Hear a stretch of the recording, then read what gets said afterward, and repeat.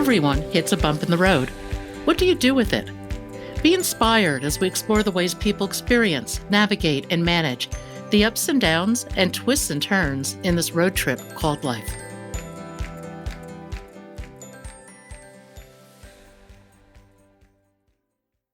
This week's guest on Bump in the Road is Jose Montero. Jose is a founder of Trekking for Kids.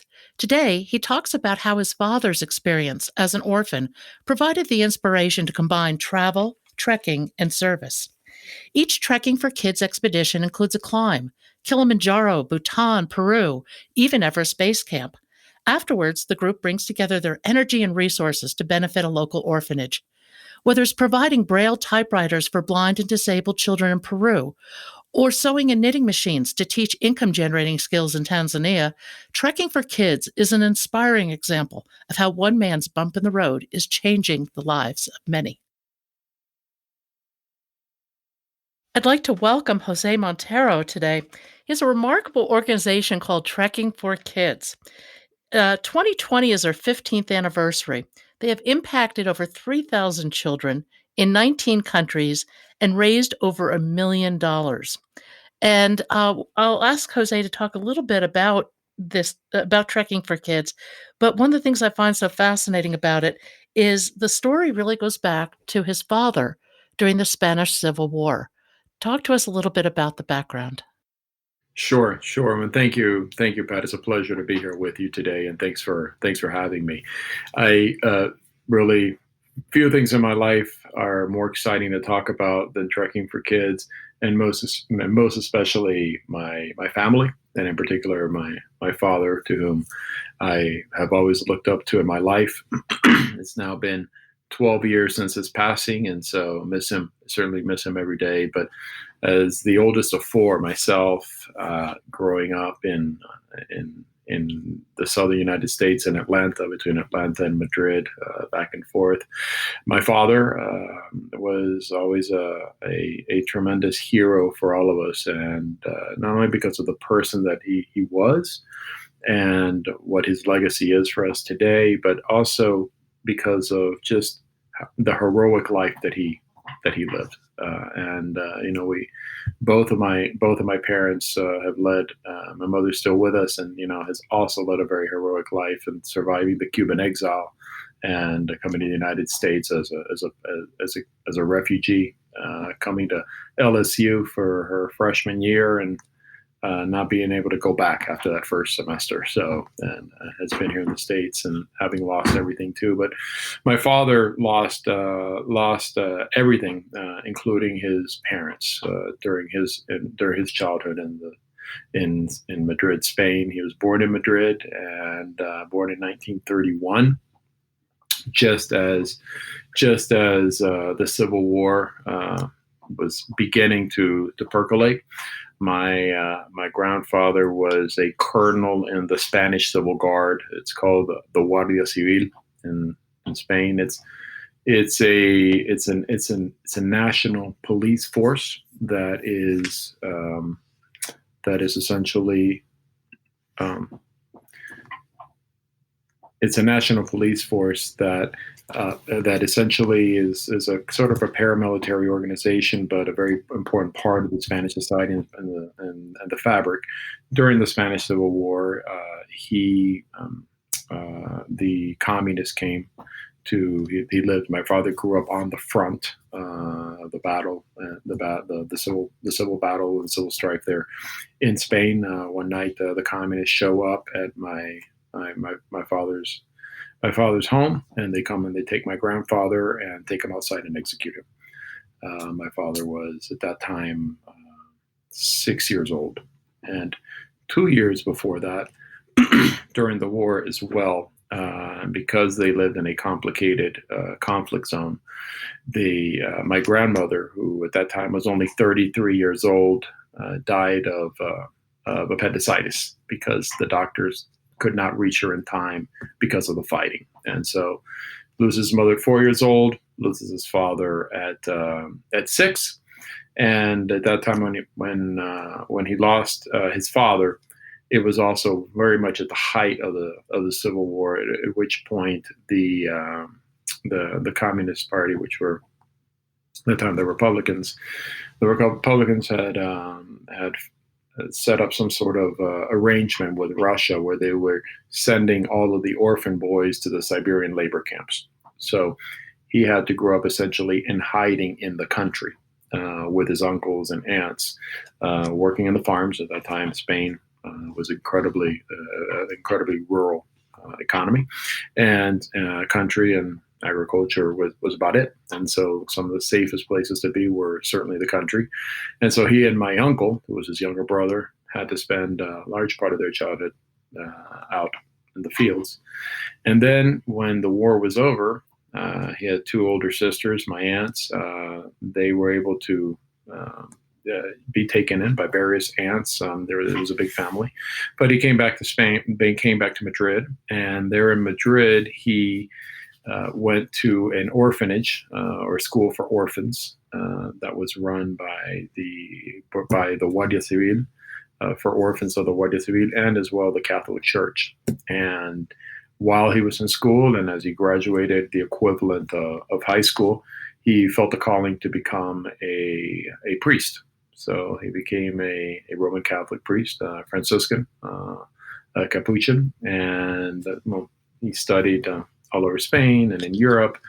Had a very long career, if you want to call it, in the church for about 20 years. Became quite a popular priest in Spain, and then he had requested to go do a mission trip or have a missionary assignment of some sort outside of Spain. He thought he was going to be sent to Venezuela, but he ended up being sent to New Orleans, Louisiana, where there was an enormous Spanish community at that time, and at the same time a huge Cuban exile community there, because a lot of the Cuban exiles went to study Cuban or young students who were from Cuba wanted to study engineering, went to LSU to study at engineering there, because it was the only university at that time, being a land grant school,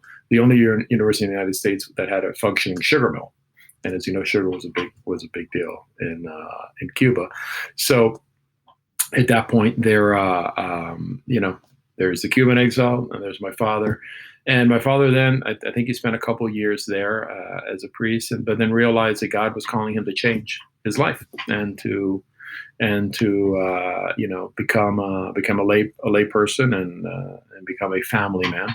So he started to ask for permission from Rome. At that point, it was taking a little while for priests to be laicized at that time, and that's means become a lay person with Rome's permission. And so in that time, you start to I guess wind down from your priestly ministries and start to live more of the lay life. And in that, he meets my mother, who was a Cuban exile at that time in New Orleans, and they struck up a relationship. And when his permission from Rome came to formally be able to lead the priesthood and lead the married life, they married in Birmingham, Alabama, because at that time the church was asking priests that had left the church, that had left their ministry, to go and marry in a different diocese. So it was in Birmingham, Alabama. And then he became a graduate student. He applied for his PhD, his fourth PhD, mind you, at Emory University in Atlanta. And so my parents moved to to Atlanta. Again, a huge Cuban exile community there in Atlanta. And this was the late 1960s. And, shortly after they were married, probably about, maybe 10 months, 10.5 months, I came around. And we set up shop in Atlanta. I was, again, the first of four. Very, very humble beginnings. Imagine a a Franciscan priest. Who Franciscans, of all priests, take a very special vow of poverty. And then my mother, who had come from Cuba, she was also first generation Cuban, born of Spanish parents. They lost everything in the revolution, lost all of their wealth, and so it was a starting over. It was a complete starting over in Atlanta. So my childhood was very much the immigrant reality, and really adjusting to life in a new country for my parents, right, who had just been here just a few years, and then me being born into an interesting microcosm of an exiled community in the deep South of the United States in the 1970s, and really, with not a lot of money to go around, and so we. My father always said that whatever inheritance he could give us, he would give it in his lifetime, and just and being who the best person he could be for us, right? And so that's kind of how we grew up. We spent probably half our lives in Spain as well, because he became a Spanish professor, and taught at Georgia State University in Atlanta. But whenever we weren't in school, they made the decision for us to have our schooling in the United States. But whenever we were in school, we were essentially across the pond, right? So we're very fortunate in that aspect. Have a huge family in Spain, but also it was also growing up in a Spain that was just coming out of a dictatorship as well, and transitioning to democracy. So it was also the time of not a lot of not. It wasn't the times of economic abundance, right? I mean, Spain made a huge change in the 90s, right? But the transition to democracy and everything happened in the 80s, and that was my childhood. That was the years of my childhood. So it was, you learn at an early age, right, to really appreciate the values in life: hard work, family, example, right, morals, and you kind of take those and you build, right, and then you build with the opportunities that the hard work of your parents and the sacrifices of your parents give you, right? So that my father would work. He was always taking extra classes, doing everything. My mom stayed home and was a homemaker until my youngest brother started going to school, and then she started working in bookkeeping and that kind of thing. But she essentially stayed home to make us her priority. And but of course that means only one salary, and so we learned to do our best with what we had. Went to private high school, private Catholic high school, and but we did that via work study, having to wash boards and work in the library and that kind of thing in order to pay for tuition. And then later college, I was, I guess, financially independent since after probably halfway through my freshman year in college, right? And then one of the things I did a lot in high school was I joined the Scouts, and I became an Eagle Scout, and it taught me the outdoors, and it really opened my eyes to hiking, to mountains, to really being out in the outdoors, and just the power that you get and that experience that you get from the outdoors, and It's pretty magical, I think. oh, it really is, and now living here out west, I mean, it's I'm in hog heaven in many ways. Now you talk about inheritances. I I think there are a lot of different inheritances we can get, and one of the ones you certainly got was a sense of a service for others. Talk to us a little bit about the founding of Trekking for Kids, because it is both an outdoor adventure and a service organization. It is, and it's interesting because it's if you've ever read the book, Accidental Empires, that sometimes big ideas come just totally out of accident, and we're certainly not a huge empire or anything like that. But I think it is a big idea, and it is a great idea, and I just happen to be the one on deck to receive the idea, and the way it started honestly was I wish I could tell you it started from an altruistic place, or that was the genesis of it, and it wasn't. It was really my sister and I. At that time, I was working for the Coca-Cola company. I was in my early 30s, and I, I after college, I started with Coca-Cola, and Coca-Cola. I was very blessed with an amazing opportunity to work all over the world with Coke, and right, and then a lot in the developing markets and the emerging markets around the world. My sister also became an anchor for CNN in Espanol out of Atlanta and LA. And again, we both spent a lot of time in the developing world, and both liked hiking, right, which is something that my father, although he didn't do too much of it, he really always encouraged it.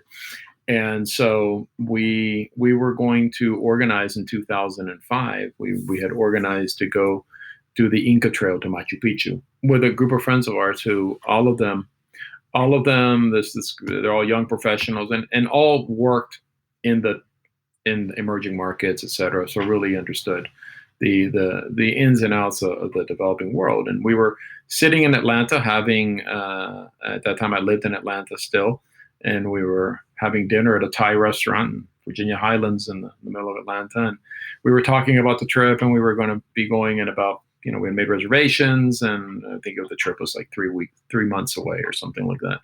And we started talking about Peru, and it's great. And then, of course, we started talking about this economic situation in Peru, et cetera. And I said, well, guys, what if we do something while we're there? I mean, what if we go and we do this, and we just kind of do something positive while we're there, so that it's not, so the country is maybe a little different after we were there than before.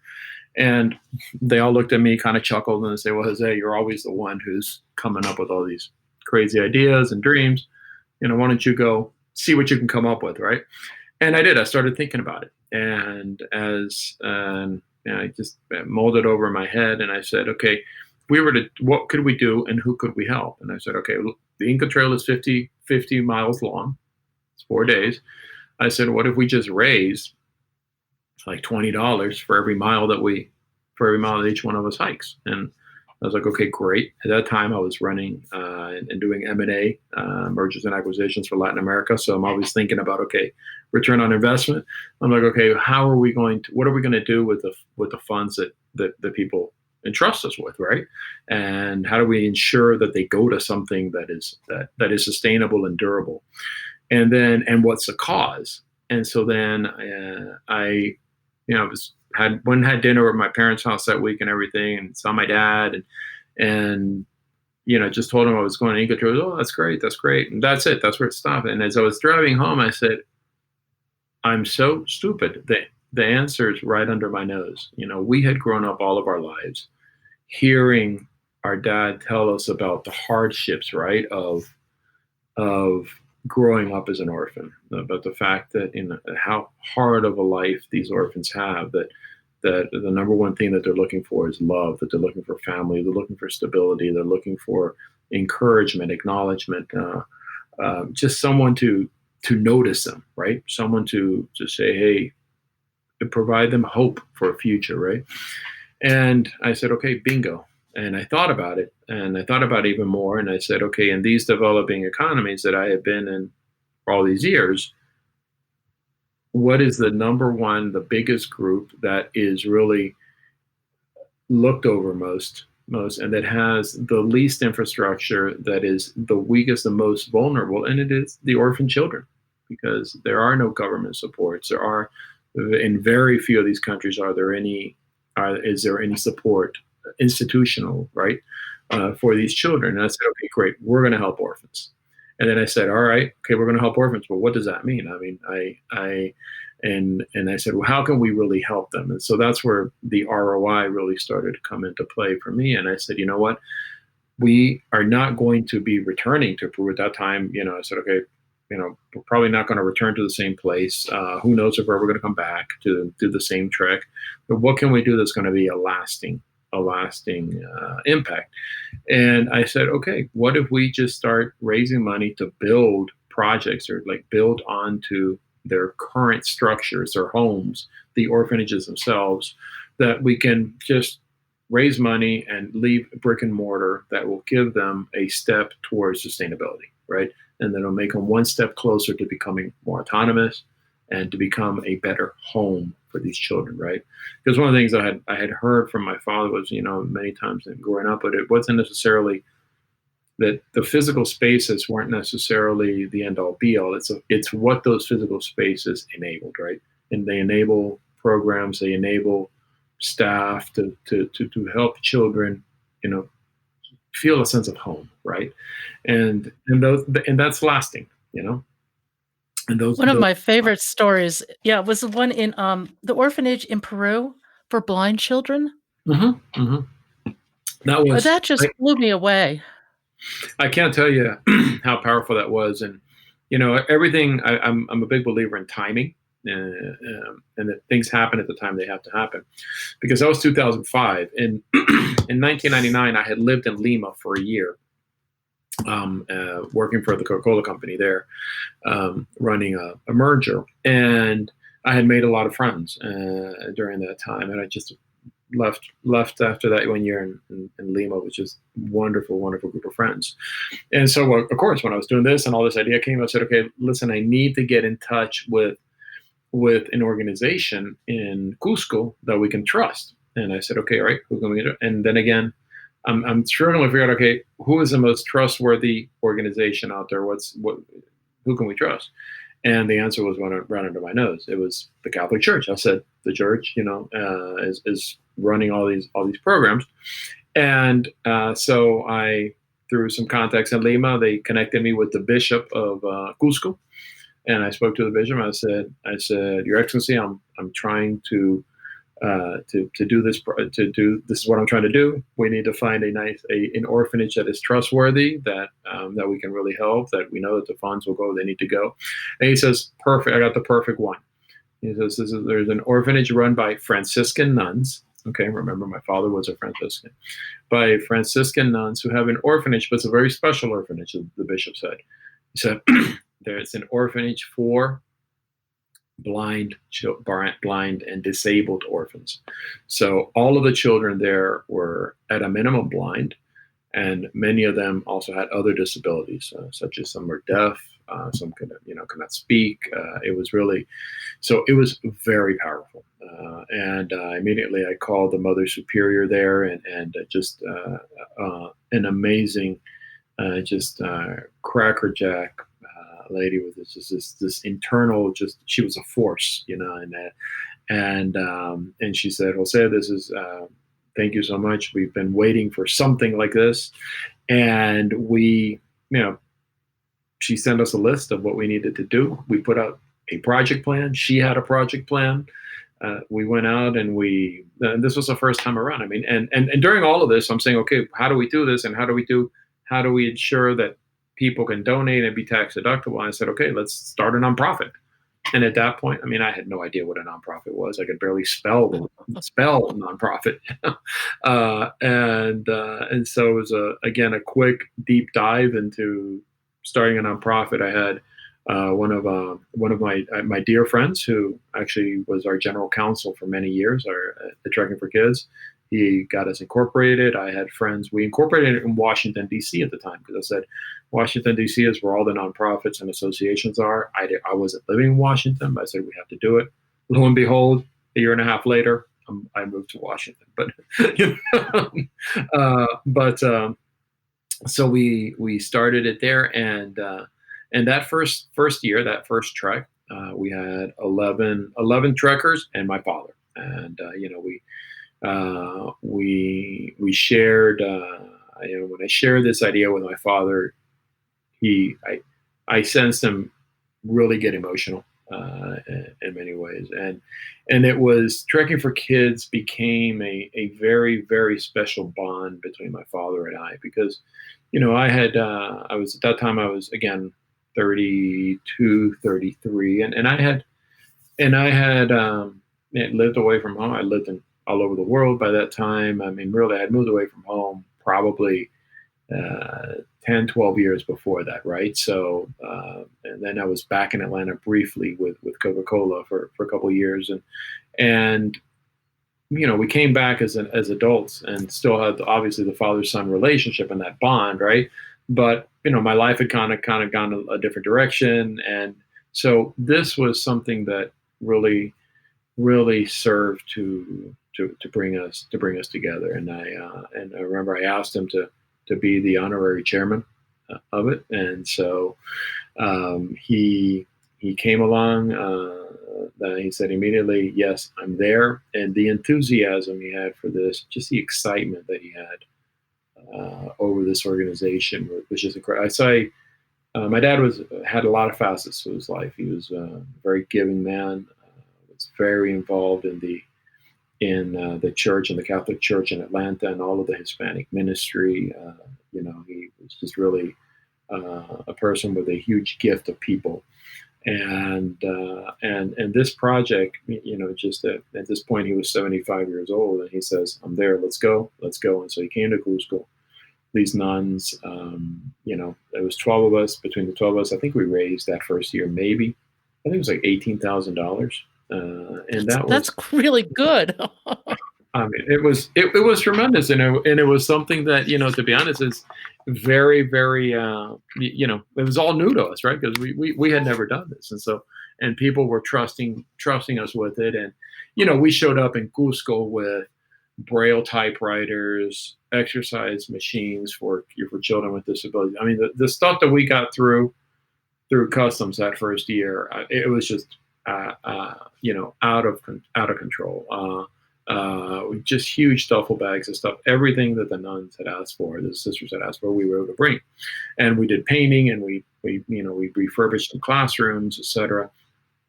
And then of course we do the trek, and then we come back to the orphanage. So our model has since evolved, from that year. Was this first trek a model also for vetting future projects? I mean, how do you go about vetting these projects in countries around the world? It's not easy. It's not. It's not. I mean, listen. The first year was we incorporated and we tried out the prototype, right? And really, we hoped it would turn into something, but I don't think any of us were really expecting for it to be that.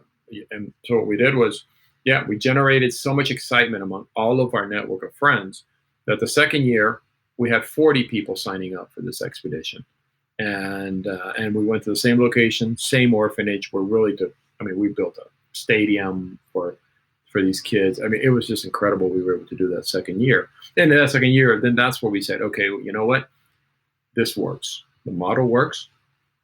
Out of that trip came our first employee, our formal board, and my father as well came on that one, and that ended up being his last expedition because he passed. He passed from a very aggressive liver cancer the following year. But we said we've got to. How do we vet organization, and where do we go, right? So we started honestly saying, okay, let's go to the iconic locations that all hikers like to go to, and give them the experience of really being able to be in the outdoors, go out and see the world, do these amazing treks and these amazing hikes, but have the satisfaction and just that moment to say, you know what, I did that, but I was able to do it for others. Because at the end of the day, right, if you're looking at mountain climbing or trekking, it's very much a selfish proposition, right? It's, I want to go here. I want to do this summit. I Well, want I to don't know. climb. I don't know if it's selfish as much as Yeah, it is personal adventure, and there are different elements to personal adventure. yeah, It's yeah, physical adventure for self-knowledge to some hmm degree, yeah, and I would also say it's emotional adventure, for greater compassion when you yeah. team it up with a project like this. Right, right, and that's why when you team it up, all of a sudden it changes, right? Because Yeah, it's no longer about me; it's about we, right? And so one of the things that we try to say, hey, listen, it's we want to create the me to we opportunity, right? And that me to we moment, say, listen, wow, I did it, and it's great. I mean, there's nothing wrong with me wanting to do a trek, me wanting to do this summit, me wanting to do Kilimanjaro. But man, if you're able to say, I did that and I wanted to, but you know what, at the same time, I was able to raise funds that were implemented in a high impact infrastructure project, which is what we've ended up calling our project with the orphanages, right? That it's infrastructure that has high impact for these children. And all of a sudden, these kids have a home. I mean, when we did Mount Kilimanjaro in 2008, it was it was just incredible because what we raised almost $70,000, and with that we rebuilt totally a an orphanage complex which had like five different buildings, and this is an orphanage of 55 children who were rescued from the streets, from just unmentionable situations that I mean, hard to even articulate, just say out loud. And now they had a home, right? And I remember the orphanage director just, a tall African man, just breaking him down into tears at the end. He says, Jose, you've given us what we've been looking for, is the opportunity to create a home, because the situation here was so bad, the infrastructure was so bad that the kids felt better out in the streets than at the orphanage, right? So if you're able to do that, tie a mountain like Kilimanjaro with something like that, I mean, it really just it's a tremendous experience. You talk a little bit about learning from each other's hardships. What are some of the lessons you've come away with? I think certainly one is faith. One is faith that that things, you know, uh, life and things don't just happen out of coincidence, right? And they don't happen in vain. That that when you do have hardships, that you can grow so much if you embrace them, right? And they become part of your fabric, right? It's kind of like what's that expression? Steel on steel, right? Steel makes steel, right? And I think another one is perseverance as well. I think that the human will is really something that is tremendous, and never does that become more evident to me than on a trek, than especially when we're doing a high altitude trek. It's You're up there at altitude, and it's one step after another sometimes, and the body's saying, okay, I can only do so much, I can only do so much, but or maybe I need to rest, but the will is saying, you know what, no, we can keep going, we can keep going, we can keep going. And I think that that is you reach a summit on a trek, right? And we always tell our trekkers to find their summit, find their summit during an expedition, right? And it's not always the physical summit. It can be at a different time, right? But in any hardship, there is a summit that we reach, and then that helps us. And once you cross that, it really helps you build on for the next part of your life. And you don't go backwards in life. Rarely do you go backwards, right? I mean, the more summits you have, yeah, you'll come down from that summit, but you're still at altitude, quote, right, in your life. How do these I totally agree with you.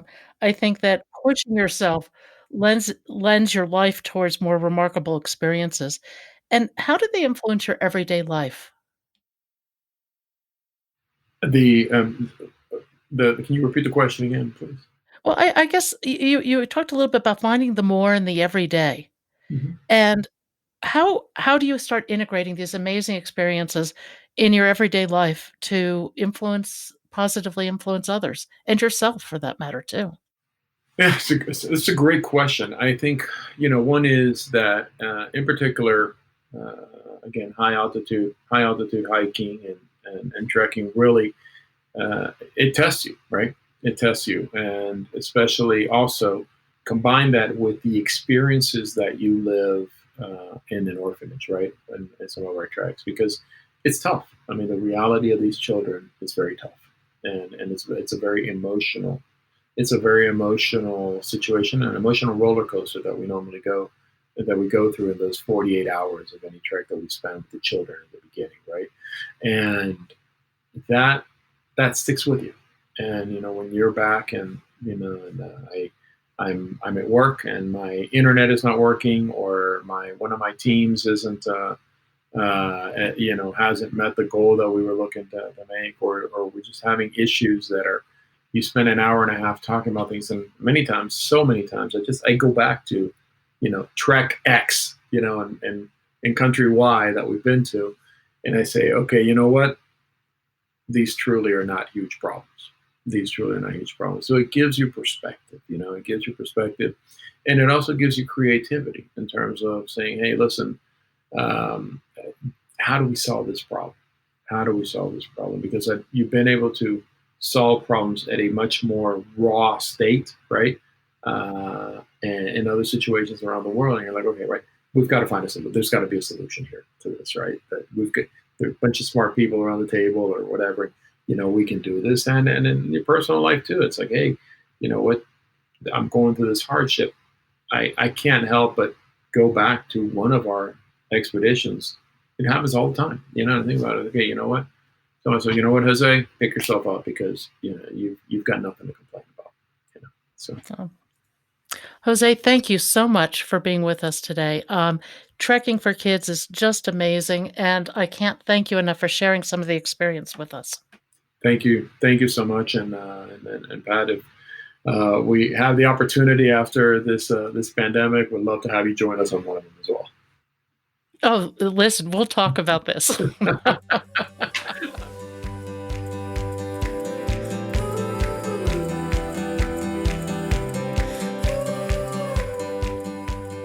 Thank you for joining us today. I hope you found something in today's podcast that inspires you along your own life path, because sometimes a bump in the road is actually a portal into a more conscious and meaningful life. Bump in the Road is a production of Cancer Road Trip. Subscribe to the podcast, follow us on social media at Cancer Road Trip, and you can learn more at www.cancerroadtrip.com. Until next time, be safe and be well.